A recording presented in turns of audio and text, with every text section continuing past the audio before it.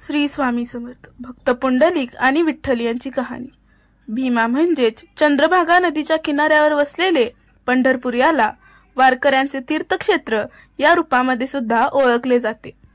8 प्रवेशद्वार असलेल्या या मंदिरामध्ये आषाढ महिन्यातील एकादशीला विठ्ठल भक्तांची गर्दी होते. पंढरपूरला दक्षिण काशी तसेच भगवान विष्णूंचे अवतार मानले जाणारे भगवान विठ्ठल यांना महाराष्ट्राचे कुलदैवत मानले जाते. महाराष्ट्रामध्ये वारकरी या मंदिरामध्ये भक्तिभावाने दर्शनासाठी येतात. त्यामुळे ते मराठी कानडी प्रादेशिक संस्कृतीचा संगम पाहायला मिळतो. आषाढी एकादशीच्या दिवशी येथे मोठी यात्रा असते. यासाठी पंढरपूरला सगळ्या महाराष्ट्रातील आणि राज्यातील वारकरी चालत पंढरपूरला येतात. पंढरपूरच्या विठ्ठलाचे विश्वरूप आणि विश्वव्यापकतेचे हे स्वरूप स्कंद पुराणातील श्री विठ्ठल स्तवराज मध्ये वर्णन केलेले आहे. तर ऐकूया भक्तवत्सल पांडुरंग आणि त्यांचा भक्त पुंडलिक यांची कहाणी.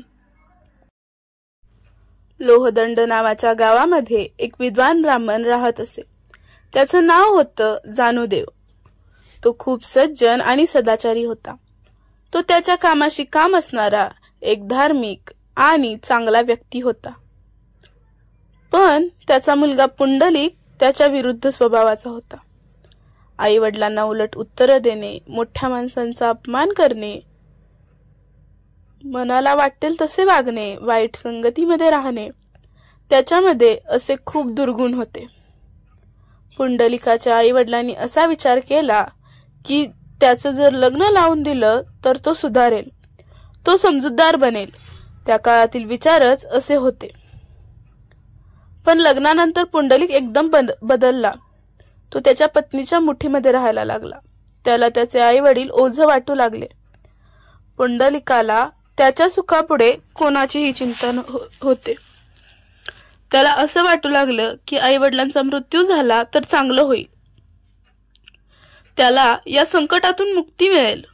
एक दिवस जानुदेव त्याच्या प्रारब्धाला दोष देत होते. या दुःखापासून मुक्ती कशी मिळेल असा विचार करत होते. तेवढ्यात त्यांना त्यांच्या घराबाहेर काहीतरी आवाज ऐकू आला. काय चालू आहे हे समजून घेण्यासाठी पुंडलिकचे आई वडील बाहेर आले. त्यांनी पाहिलं तर काशी यात्रेला निघालेले भक्त त्या गावात राहण्यासाठी आले होते. त्या भक्तांमध्ये काही वयोवृद्ध लोक होते, काही तरुण होते.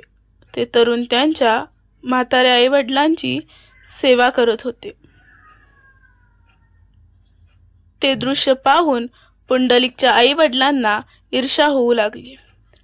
आपल्या नशिबात कोठे असं सुख असं स्वतःला समजवत ते दोघेही घरात निघून गेले. पुंडलिकाला ही यात्रा आणि या यात्रेविषयी माहिती पडली. त्याला हे सुद्धा माहित झाले की काशी यात्रा केल्याने पुण्य मिळते, सगळे पाप धुतले जातात. मग तो सरळ जाऊन त्या यात्रींना भेटला. काशी यात्रेची माहिती गोळा केली. त्यांच्याबरोबर बोलल्यानंतर पुंडलिकाला सुद्धा काशीला जाण्याची इच्छा निर्माण झाली. त्याची पत्नी सुद्धा या यात्रेला जाण्यासाठी तयार झाली. त्याचे आई वडील खुश झाले आणि ते म्हणाले, आम्हाला सुद्धा घेऊन चल. तेव्हा लोकनिंदेपासून वाचण्यासाठी पुंडलिकाने त्यांना सुद्धा बरोबर घेऊन जाण्याची तयारी दाखवली. सगळे काशी यात्रेला जाण्यासाठी निघाले. त्यावेळी पायीच काशी यात्रा केली जाते असे म्हातारे आई वडील किती दूरपर्यंत चालतील. पुंडलिकची पत्नी सुद्धा थकली. तेव्हा पुंडलिकने त्याच्या पत्नीला खांद्यावर बसवले आणि आई वडिलांच्या गळ्यात दोरी बांधून त्यांना ओढत नेऊ लागला. रस्त्यात जाता जाता बरोबरचे लोक पुढे निघून गेले. पुंडलिक ज्या रस्त्यावर चालत होता तो काशी क्षेत्राच्या दक्षिण दिशेला कुक्कुर स्वामींच्या आश्रमापर्यंत त्याला घेऊन गेला. जेव्हा पुंडलिकाला चुकीचा रस्ता निवडल्याचे कळाले तेव्हा त्याने कुक्कुर स्वामींना काशीचा मार्ग विचारला.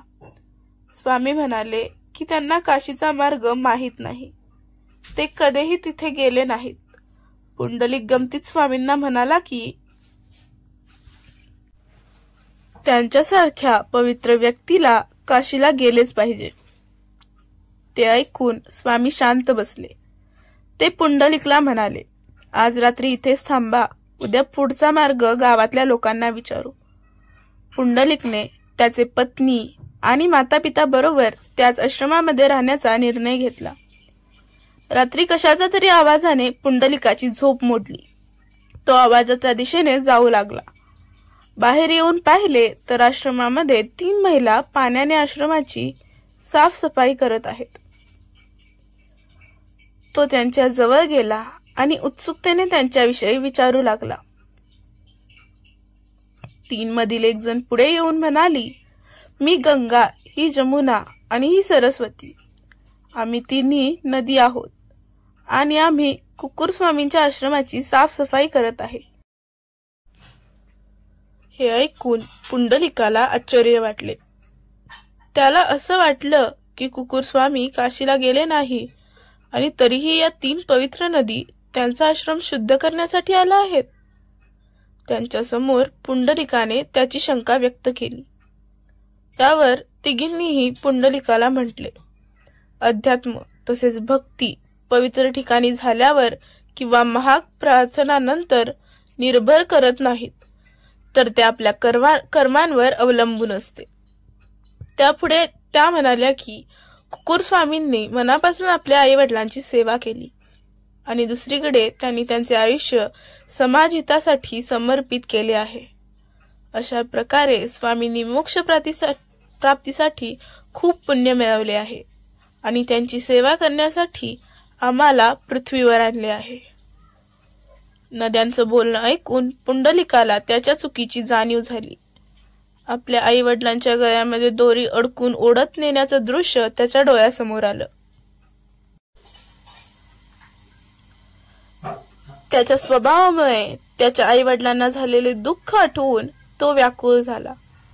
आपल्या जन्मदात्या आई वडिलांबरोबर असं वागून तो पुण्य कमवण्यासाठी काशीला निघाला आहे याचा विचार करून त्याला स्वतःचा राग आला. स्वतःला दुष्ट आणि पापी म्हणून तो स्वतःला दोष देत रडायला लागला. तिन्ही नद्यांनी त्याची सांत्वना केली. त्याला त्याच्या आई वडिलांची मनापासून सेवा करून सुखी होण्याचा आशीर्वाद देऊन नद्या अदृश्य झाल्या.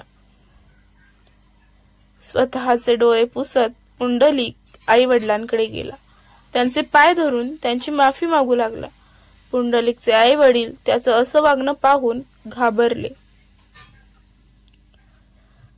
दुसऱ्या दिवशी सगळ्यांनी कुकुर स्वामींचा आशीर्वाद घेतला आणि काशीला जायला निघाले. आता पुंडलिकने आई वडिलांसाठी बैलगाडीची व्यवस्था केली आणि त्याच्या पत्नी बरोबर तो बैलगाडीच्या मागे चालू लागला. आता पुंडलिक पूर्णपणे बदलला होता. त्याच्यामध्ये असलेल्या देवत्वाने राक्षसत्वाला हरवले होते. आई वडिलांबरोबर वाईट वागणारा पुंडलिक मातृपितृ भक्त बनला होता. त्यानंतर पुंडलिक आई वडिलांबरोबर काशी यात्रा करून पंढरपूरला आला. आता तो त्याच्या आई वडिलांची नियमित सेवा करू लागला. आई वडिलांची सेवाच त्याच्यासाठी देवाची भक्ती होती. भगवान विष्णू पुंडलिकाच्या या भक्तीने प्रसन्न झाले. त्याचा सेवाभाव आणि सेवावृत्ती पाहून त्याची परीक्षा घेण्यासाठी आणि त्याला आशीर्वाद देऊन त्याचे कल्याण करण्याच्या हेतूने भगवान विष्णू पंढरपूरला पोहोचले. ते सरळ येऊन पुंडलिकाच्या दारावर उभे राहिले. भगवान विष्णू म्हणाले, हे पुंडलिक, उठ आणि माझ्या जवळ ये. मला तुझ्या घरी येऊ दे. मी तुझ्या खऱ्या भक्तीने खूप प्रसन्न झालो आहे. पुंडलिक त्याच्या आई वडिलांच्या सेवेमध्ये मग्न होता. साक्षात परब्रह्म पांडुरंग पुंडलिकाच्या दाराबाहेर वाट पाहत होते.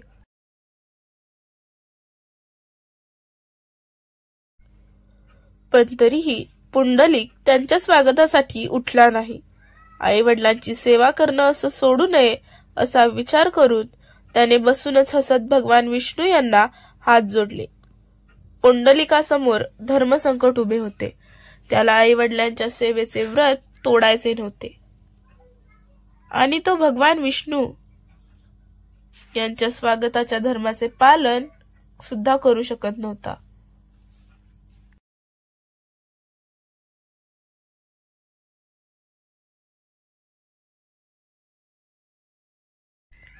तेव्हाच त्याला त्याच्या शेजारी पडलेली एक वीट दिसली.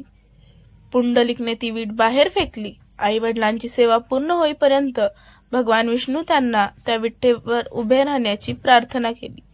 पुंडलिकचा सेवाभाव आणि त्याची निष्ठा पाहून भगवान विष्णू प्रसन्न झाले आणि त्या विठेवरच उभे राहिले. काही वेळानंतर त्याचे आई वडील झोपलेले पाहून पुंडलिक बाहेर आला. देवाला मनापासून हात जोडून त्यांची क्षमा मागितली.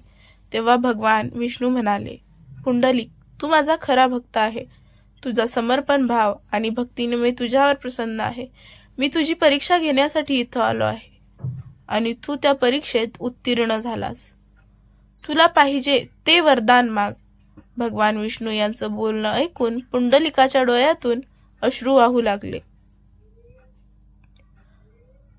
तो भगवान विष्णू यांना म्हणाला, भगवंत, मला माझ्यासाठी काहीही नको.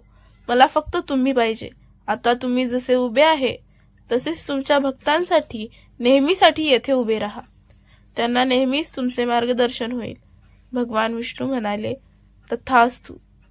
आणि तेव्हापासूनच 28 युगांपासून आपल्या भक्तांसाठी कमरेवर हात ठेवून पांडुरंग विठेवर उभा आहे. पुंडलिकामुळे सगळ्या भक्तांना हे अमृत मिळाले आहे. धन्य आहे तो पुंडलिक आणि त्याची मातृपितृ भक्ती. पंढरपूरमध्ये आणि वर्षभर महाराष्ट्र आणि आसपासच्या राज्यातून असंख्य भक्त विठ्ठलाचे दर्शन घेण्यासाठी येतात. आषाढ आणि कार्तिक महिन्यामध्ये वेगवेगळ्या ठिकाणांहून संतांची पालखी वारीच्या रूपाने निघून वाखरीमध्ये एकत्र येतात.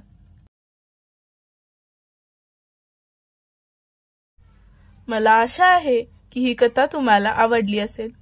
व्हिडिओ आवडला असेल, व्हिडिओला एक लाईक नक्की करा आणि कमेंटमध्ये जय श्रीकृष्ण नक्की लिहा. पुन्हा भेटू पुढच्या व्हिडिओमध्ये.